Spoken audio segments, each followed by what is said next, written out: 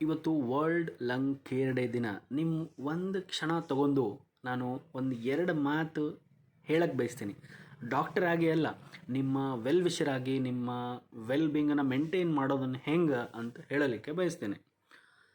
ಏನಂದ್ರೆ, ನಮ್ಮ ಶ್ವಾಸಕೋಶಗಳು effortlessly continuously ಒಂದು ಸೆಕೆಂಡ್ ಬಿಡದ ಕೆಲಸ ಮಾಡ್ತಾನೇ ಇರ್ತಾವೆ.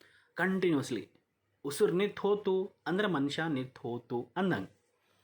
ಸೊ ಅದೇನು ಮಾಡಿದ್ವಿ ಅಂದ್ರೆ, ನಾವು ಗ್ರ್ಯಾಂಟೆಡಾಗಿ ತೊಗೊಂಡ್ಬಿಡಿದ್ವಿ.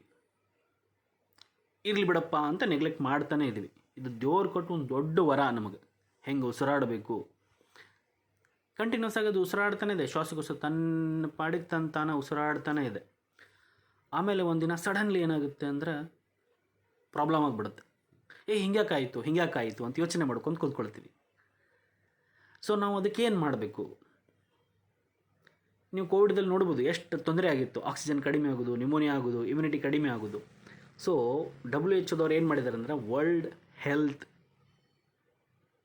WHO healthy life healthy lungs, healthy life ಅಂತ ಒಂದು ಥೀಮ್ ತೆಗೆದಿದ್ದಾರೆ. ಹೆಲ್ದಿ ಲಂಗ್ಸ್ ಹೆಲ್ದಿ ಲೈಫ್ ಅಂತ. ಸೊ ಯಾವುದೋ ಪ್ರಾಬ್ಲಮ್ ಆಗಿರಲಿ ಲಂಗ್ಸದ್ದು, ಅದು COPD ಆಗಿರಲಿ, ಅದು ಅಸ್ಥಮಾ ಆಗಿರಲಿ, ಅದು ನ್ಯೂಮೋನಿಯಾ ಆಗಿರಲಿ, ಅರ್ಲಿ ಡಿಟೆಕ್ಟ್ ಆದರೆ, ಅದಕ್ಕೆ ಅರ್ಲಿ ಟ್ರೀಟ್ಮೆಂಟ್ ಸಿಕ್ಕರೆ ಅದನ್ನ ಅರ್ಲಿ ಬೇಗನೆ ಚೇತರಿಸ್ಕೊಳ್ಬೋದು.